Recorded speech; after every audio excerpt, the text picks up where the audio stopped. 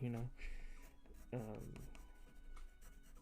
You kind of fill in the gaps sometimes when you see stuff like this. Like, I don't have to draw every little thing to be like, this is a rock star. I mean, he already has a leather jacket, he's got a guitar, he's got a mohawk. You know what this character is. And that's what more matters. With art, it's about the communication. It's about being able to understand what's happening and what you're saying. That matters more than getting every single line perfect. Yes, people will critique you, but I find most times if you make something cool, people will like it. That's that's the bottom line. It doesn't have to be a specific kind of cool. It just has to be cool.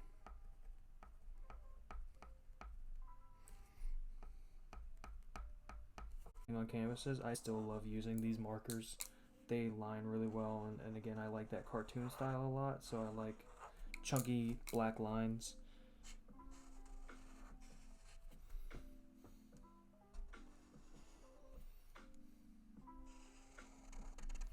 So I'm really just going in and putting these black lines over the silver lines that I drew with my pencil. This isn't super clean. Maybe I should take my time a little bit. But just having some fun. This one's not really wanting to draw, this pen.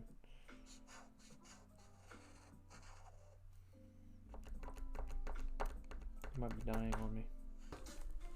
Still nothing crazy, but you can kind of see the lines here. Yeah. So you can see it's upside down, but we have amps, we have speakers, we have a rock star making moves, making them money moves.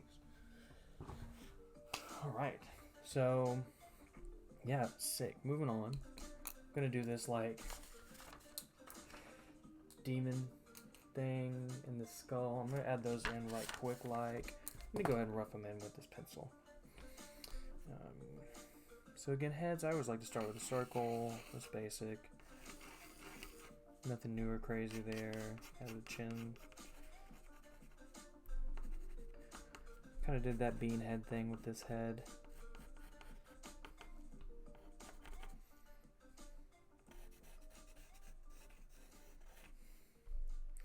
Got some horns on it.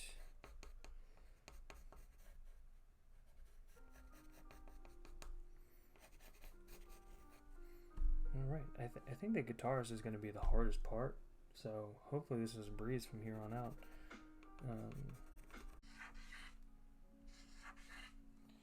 Alright, so yeah, I just roughed this in to get these spots here.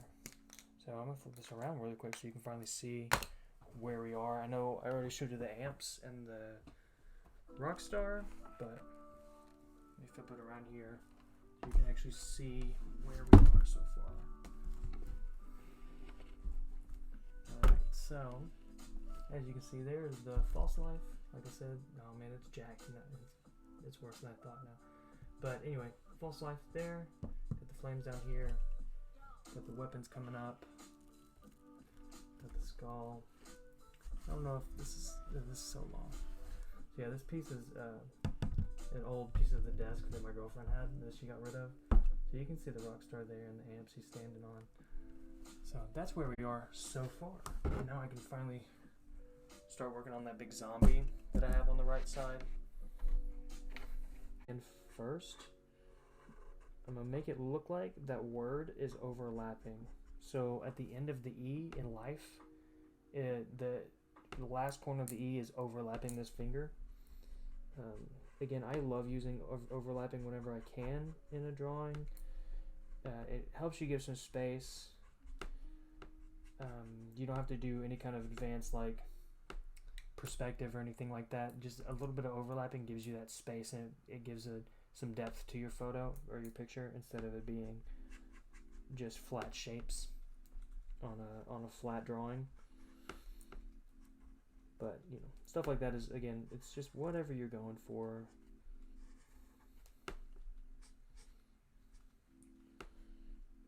Don't be too precious. I'm gonna do the chest area first, so that when I draw this other line, it'll overlap. I also think of stuff like that.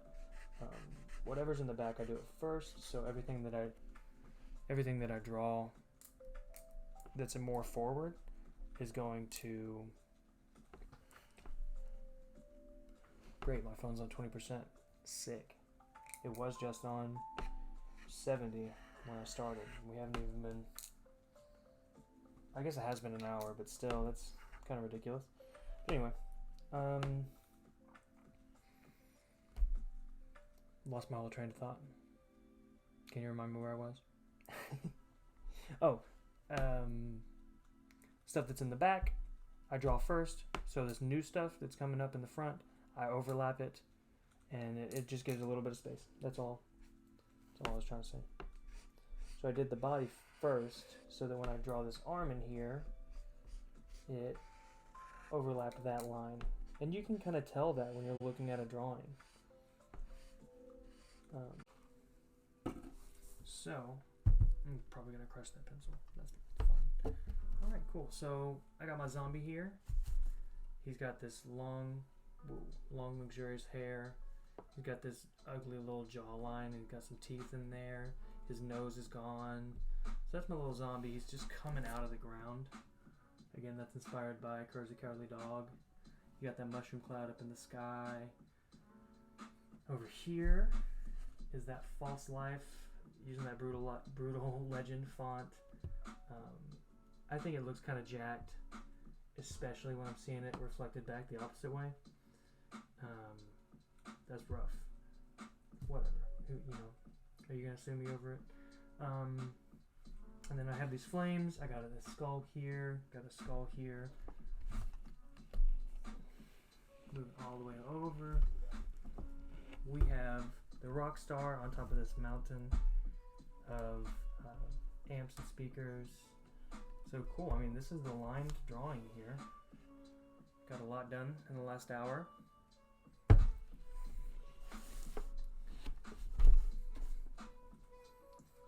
And of course, this was in front of the microphone, so I hope you heard any of that.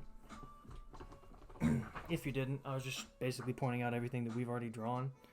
Pretty much done with the inking phase for this.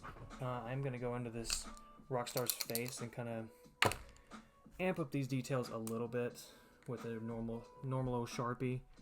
I do have fine line pens. I have some Prismacolor ones, and I have some off-brand ones that are Five Below. I don't know. I got them from Five Below. I can't see the brand name, but I mean they were perfectly fine too. I definitely want to get this finished ASAP. All right, so Posca markers, super sick. There's all these like pastel kinds of colors. I don't know how these are gonna look with what I have working here. Some of these are a little more kind of harsh colors. Sounds the same. Okay, Fifth Lip Teach said it sounds pretty much the same, so that's good. Like I said, I did speak up a little bit. Sometimes when I'm drawing and coloring, I kind of draw into myself, and I'm just kind of talking to myself over here. But if this still works for you, then that's sick. So yeah, I'm going to jump into some of these colors. Again, I might cover some of my lines with these colors, and then that's totally fine because I can just go back in later, put those lines back in, and it'll be Gucci gang. I tried not to say it, but I said it anyway. Let's see, where do we want to start? I'm going to start with this white Posca. Yeah, they're really cool Japanese markers. If you like art, you've probably seen them on YouTube and everything else. But I'm jumping in. I got this skull over here. Oh, you know what? Guys, I forgot to add more of these skulls in, and the axes down at the bottom. The axes and the guitars and all that. So hold up on the coloring, actually. Skull, you have a dome, you have eyes and teeth. You immediately read that as a skull. And that's what matters with art, is communicating and using images to do so. And I think if you can do that with 3 lines, then you've done your job. You've done your job more effectively than a lot of people. That's why gauge what it's looking like on here. Yeah, so there's that hand upside down. That's what the skulls look like. You know what? Those skulls kind of look like ghosts. I talked this whole time about making teeth and eyes in the head, but they kind of do look like ghosts. But it also works. It's the same imagery, really, if you think about it. Portrays the same thing.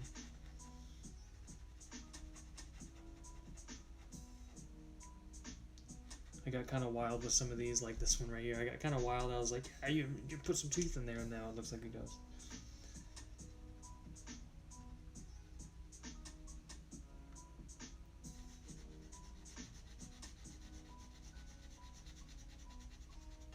Yeah, I think this green color is going to be awesome if I just keep going with it.